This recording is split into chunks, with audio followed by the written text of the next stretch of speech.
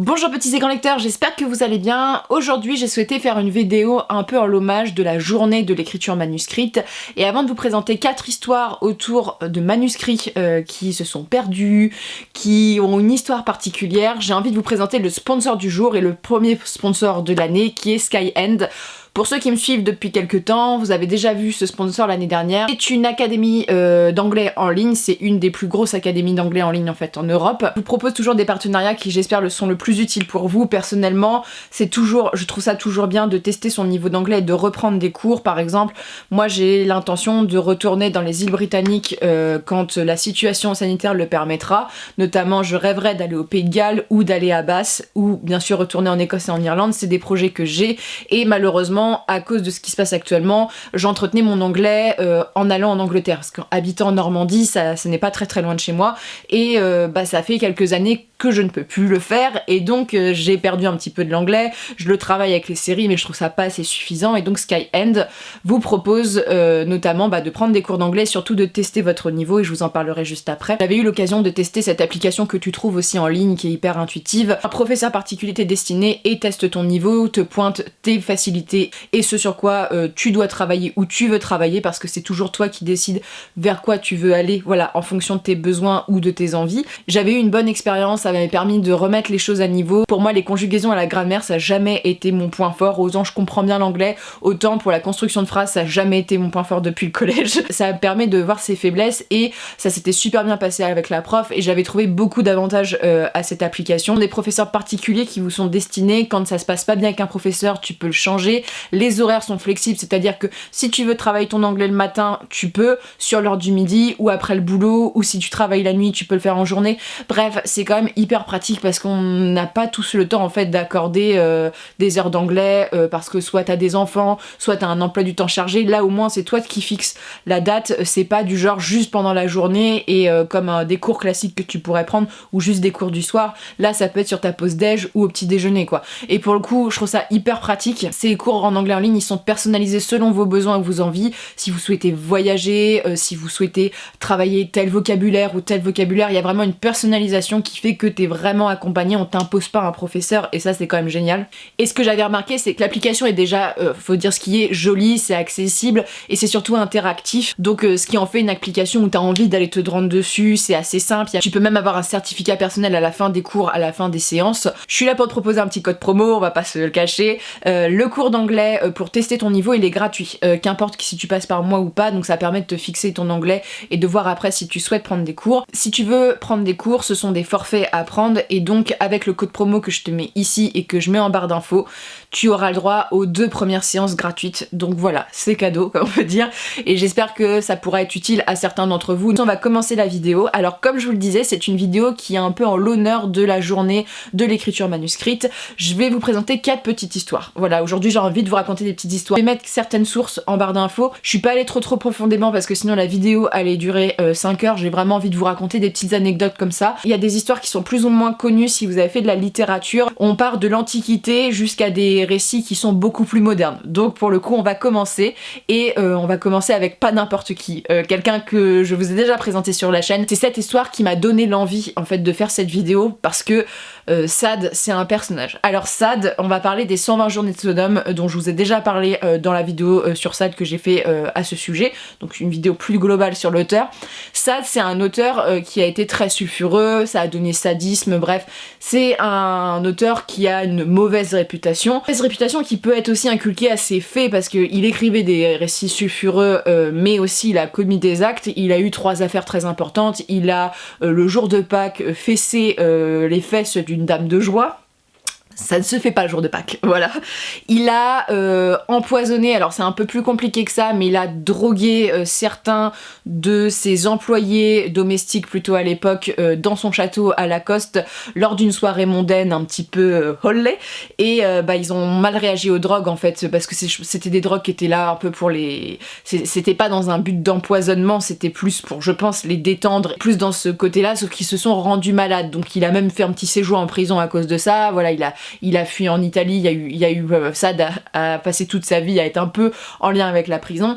Et la troisième affaire, qui est l'affaire la plus importante, c'est suite à son écrit qui est Justine ou les valeurs de la vertu, qui est une histoire un petit peu horrible, pas un petit peu, beaucoup horrible, d'une jeune fille vertueuse qui va subir les affres, des choses les pires qui puissent arriver, notamment des violences de tout type. Je ne vais pas approfondir mon propos, mais vous voyez bien sur ce sujet-là, pour dénoncer un peu la vertu. Sade, c'est un philosophe au sens qu'il remet en cause Dieu et ces questions-là. Donc ses livres, même s'ils paraissent extrêmement choquants, il y a une valeur philosophique, il montre le choquant pour dénoncer un peu toute la société pieuse dans laquelle il a vécu. Sade aussi, il a vécu la période de la Révolution française, qui est en lien avec les 120 journées de Sodome, qui est un texte que vous avez sûrement entendu parler. C'est un texte que je n'ai pas terminé tellement j'ai trouvé ça extrêmement violent et ragoûtant, j'ai pas pu, mais pour le coup, c'est un texte qui a été adapté au cinéma, bref, c'est un grand texte de la littérature. Et un texte qui a une histoire particulière. Alors Sade, comme je vous le disais, lors d'un de ses séjours en prison, va écrire les 120 journées de Sodome. Il va l'écrire de façon manuscrite et il est enfermé à la Bastille. Voilà, c'est pour ça le lien avec la Révolution. Il écrit sur des tout petits bouts de papier que je vous mettrai des photos, il écrit mais vraiment sur les bords extrêmement minuscules. Il les roule et il les a cachés dans la Bastille. Sauf que est arrivé quelque chose entre-temps, la Révolution française et surtout la destruction de la Bastille, et les manuscrits disparaissent. Alors c'est sûrement un garde qui les a récupérés, c'est quelqu'un qui les a récupérés, ils disparaissent à jamais. On a perdu les 120 journées de Sodome, ce texte qui est déjà exceptionnel sur le fait que les manuscrits est vraiment écrit sur des tout petits bouts de parchemin. Voilà. Souvent les auteurs, ça arrive souvent que les textes étaient tassés mais c'était vraiment tellement écrit que le travail de déchiffrage a été très compliqué. C'est minuscule et c'est hyper précieux la façon dont c'est fait et les conditions dans lesquelles c'est fait, c'est extraordinaire quoi. Puis en 1904, on fait un grand bond en avant, il y a un médecin allemand, Ivan Bloch, qui achète le manuscrit, et ce de façon caché, il ne donne pas son nom, il le fait anonymement parce que le manuscrit est tellement sulfureux qu'il ne veut pas être rattaché à ça. Alors Ivan Bloch, pourquoi il l'a acheté? Il était très intéressé par tout ce qui était psychologie humaine et les 120 journées de Sodome, il voulait un peu étudier le texte parce que ça étudie ça aussi, ça étudie les travers et la perversité aussi.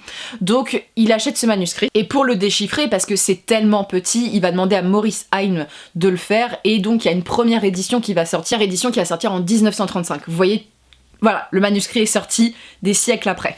Alors après, il y a eu plein d'histoires avec le rouleau, ça a été un petit peu une bataille pour qui allait le racheter. La famille de Sade a réussi à racheter le rouleau.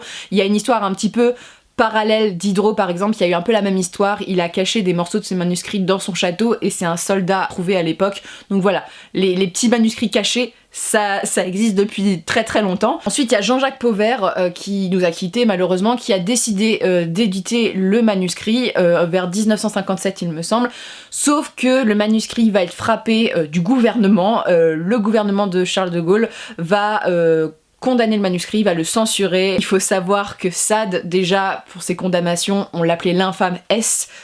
Sade, du temps de Napoléon, on n'avait pas le droit de dire Sade. Voilà, c'est un prénom, il fallait absolument pas le dire, c'était tellement sulfureux que, voilà, le petit Napoléon, il voulait pas. Et il a fallu l'intervention des poètes comme Aragon, par exemple, pour défendre le manuscrit et ensuite avoir une publication. Donc vous voyez, on part d'un mec qui écrit sur des tout petits bouts de papier le manuscrit des 120 journées de Sodome, qui le planque dans la Bastille, et c'est des siècles après qu'on arrive à le publier, et même la publication est très compliquée. Ça s'explique parce que le texte est sulfureux, c'est le texte le plus sulfureux que j'ai lu de ma vie, et que je pense que je lirai de ma vie, pour tout vous dire. Mais cette histoire, c'est l'histoire de beaucoup de manuscrits. Des manuscrits qui disparaissent et qui sont retrouvés, parfois on ne les retrouve pas, et c'est un peu le but de la vidéo aujourd'hui. Autre exemple que je peux vous donner, c'est De Republica de Cicéron. Donc De Republica, c'était un texte qui parlait de l'État, et des corrections à faire sur l'État, qui a été rédigé par Cicéron. Donc là, on est durant l'Antiquité, et notamment ça se passe au moment du triumvirat après notre Jules César. Cicéron, il a écrit ce traité politique en -54 avant Jésus-Christ, donc ça remonte. Et jusqu'en 1818, nous autres, on ne connaissait que la conclusion du manuscrit qui a été sauvé parce que le texte avait disparu. Alors ça arrive beaucoup avec les textes de l'Antiquité, notamment quand il y a eu par exemple le problème de l'incendie de la bibliothèque d'Alexandrie. Il y a énormément de manuscrits qu'on a perdus, et de l'Antiquité il y a beaucoup de choses dont on n'a plus de traces. Alors il y a eu pas mal de recherches, on avait des bouts, on avait des références à ce texte de part d'autres auteurs qui s'appelait Augustin d'Hippone, et il y a un homme en 1818 qui était préfet de la bibliothèque du Vatican, parce que le texte voilà était présent là-bas, qui a décidé d'user de produits chimiques pour pouvoir déchiffrer le texte qu'il y avait sous ce texte-ci. Alors faut savoir que ça a été une grande habitude, notamment au Moyen-Âge. Il y a beaucoup de textes de l'Antiquité où, comme on avait besoin de papier, c'était sur du vélin en général, ce genre de choses, on effaçait les textes, ou du moins on réécrivait au-dessus des textes. Donc maintenant on a des techniques pour essayer de lire en dessous, mais à l'époque on utilisait des techniques chimiques pour le faire, pour faire ressortir les livres, sauf que là dans ce cas présent ça abîmait des grosses parties de l'ouvrage. Donc voilà, c'était un exemple aussi. Alors des républicains, on a retrouvé des petits morceaux, on peut pas s'imaginer nous de se dire on va réécrire sur des manuscrits du Moyen-Âge, vous imaginez? Bah au Moyen-Âge il n'y avait pas cette volonté de conservation, notamment on n'avait pas cette volonté de conservation, vous savez, l'amour de l'Antiquité et tout c'est revenu à la Renaissance.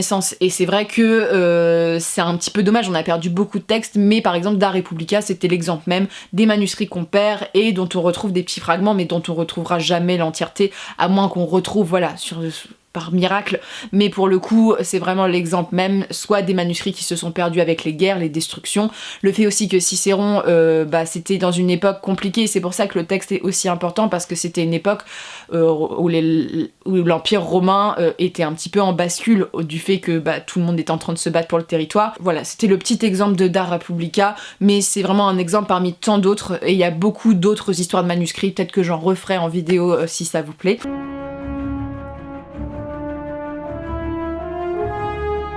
Ensuite, je vais parler d'un manuscrit, je suis tombée dessus par hasard et je me suis dit, l'histoire est folle, toujours fou quand ça arrive. Alors là, on parle d'un manuscrit irlandais, qui s'appelle le livre de Lismore, qui a été rédigé a priori par des moines franciscains pour le Seigneur. Alors je vais vous lire son nom parce que les noms en gaélique c'est compliqué, mais Figin Mac Cartain, voilà, et c'était un livre qui regroupait la vie des saints. Alors c'était autant un livre religieux, notamment Saint Patrick, que des textes qui étaient profanes. Par exemple, il y avait les histoires de Marco Polo, ou des légendes irlandaises, ou de la mythologie celte. Voilà, il y avait ces deux côtés-là, ça arrivait souvent à l'époque, voilà, d'avoir un côté religieux et profane en même temps. Ce texte, il a été publié entre 1478 et 1505. Et vous allez vous dire, qu'est-ce qui lui est arrivé à ce texte? Ah bah ce texte, qui était irlandais, a été volé lors d'un siège de l'Angleterre, voilà. Et ça pose la question des œuvres, notamment qui ont été volées pendant la colonisation ou pendant les guerres ou ce genre de choses, la restitution des œuvres, comme il y a eu pendant la Seconde Guerre mondiale. Là il y a toute une volonté de restitution des biens pour les juifs. Là c'est un peu la même chose, il a été volé pendant cette prise de château, qui était le château de Kilbritain en 1640. Il a été donc donné généreusement, le voleur l'a donné généreusement au comte de York de l'époque, au château de Lismore, et c'est pour ça qu'on dit le manuscrit de Lismore. Et en plus, il a été emmuré ce texte, voilà, ils l'ont emmuré donc pendant un moment il a totalement disparu. Il est emmuré au XVIIIe siècle et on l'a retrouvé qu'en 1814 quand il y a eu des travaux. Voilà. Destruction de Bastille, travaux de château. Ensuite il y a eu des politiques de transfert, donc dans le Devonshire en plus, à Londres puis à Chatsworth, qui est donc le siège des ducs du Devonshire. Donc ce sont les lords anglais qui se sont transmis. Alors est-ce qu'ils savaient ou pas que le manuscrit était volé? Sûrement, parce que si c'était écrit en gaélique, a priori c'était pas leur langue. Donc voilà, ça a un petit peu bougé. Ils ont volé ce manuscrit pendant très très longtemps. Et un héritier en fait des Devonshire, qui s'appelle Peregrine Davendish, et les Anglais ont des noms magnifiques, a décidé en fait de renvoyer le livre à l'université de Cork, donc en Irlande, et ça c'est un très très beau geste. Et il y a des gens qui décident de rendre des manuscrits qui n'ont aucune valeur. C'est-à-dire, ce manuscrit était très très important parce que c'est un manuscrit extrêmement important pour l'Irlande, parce que c'était un texte essentiel en fait de la culture celtique. Le Lord avait déjà prêté le livre en 2011 pour l'exposition en fait à l'université de Cork, donc voilà, c'est un geste généreux de sa part, mais ça montre voilà un autre problème, un autre thème en fait autour des manuscrits notamment écrits, c'est le vol de manuscrits, la conservation notamment dans des milieux nobles. C'est sûr qu'il y a des tableaux ou des manuscrits qui proviennent du pillage, c'est absolument sûr, et il y a des personnes qui décident de rendre les œuvres à leur famille quand les familles sont encore vivantes, s'il y a voilà, une famille en particulier, ou du moins à rendre aux pays originaux le tableau. Question qui s'est posée par exemple avec Mona Lisa donc au Louvre, donc elle est exposée au Louvre et Da Vinci il est italien, et il y a eu une petite querelle pendant quelques années et c'est toujours un peu sous tension parfois sur est-ce qu'il faut rendre ou pas Mona Lisa aux Italiens. Les Italiens veulent, les Français ne veulent pas, chacun a ses volontés, sachant qu'il y a eu des politiques de donation et tout, donc voilà, c'est toujours des problématiques, mais c'était important de vous le dire.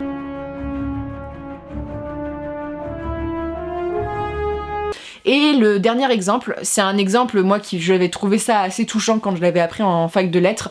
C'est un auteur qui est très très célèbre. Je vais vous parler de Kafka, donc qui est un auteur tchèque. Kafka, c'est un homme qui est célèbre pour son texte sur la métamorphose, vous savez, l'homme qui se transforme en cafard. Et c'est un homme qui a été un peu tiraillé dans sa vie, qui n'a pas eu une vie facile, qui n'a pas connu vraiment le succès, voire qui a connu un peu la critique pendant son vivant, comme bon nombre d'artistes. Et Kafka l'a très très mal vécu. En plus, bon, il a été très malade, il est mort jeune, notamment de la tuberculose. Il avait certaines maladies, il était quand même atteint de dépression, et voilà, c'est quelqu'un qui a un parcours assez difficile. Et quand il s'est senti partir, il a demandé à son best bro, à son meilleur ami de l'époque, Max Brod, de brûler en fait tous les manuscrits qui n'étaient pas encore sortis. J'ai pris cette lettre, alors je veux dire, c'est la lettre qui est disponible sur Wikipédia. Alors bien sûr, je suis allée sur d'autres sites pour valider les sources et surtout pour compléter, mais c'est la lettre traduite qui est dans le post-scriptum de la première édition du procès de Kafka. Donc Kafka qui écrit à son ami: « Voici mon bien cher Max, ma dernière prière. Tout ce qui peut se trouver dans ce que je te laisse après moi. C'est-à-dire dans ma bibliothèque, dans mon armoire, dans mon secrétaire, à la maison, au bureau, ou en quelque endroit que ce soit. Tout ce que je laisse en fait des carnets, des manuscrits, de lettres personnelles ou non, etc., doit être brûlé sans restriction et sans être lu. Et aussi tous les écrits ou notes que tu possèdes de moi. D'autres non, tu les leur réclameras. S'il y a des lettres qu'on ne veut pas te rendre, il faudra qu'on s'engage du moins à les brûler. À toi de tout cœur. » Kafka. Kafka voulait, pour ses raisons propres, dans Testamentaire, ne pas voir ses nouvelles écrites. Son ami ne l'a pas fait. Son ami a refusé et a publié les œuvres de Kafka. Alors ça pose un grand problème littéraire.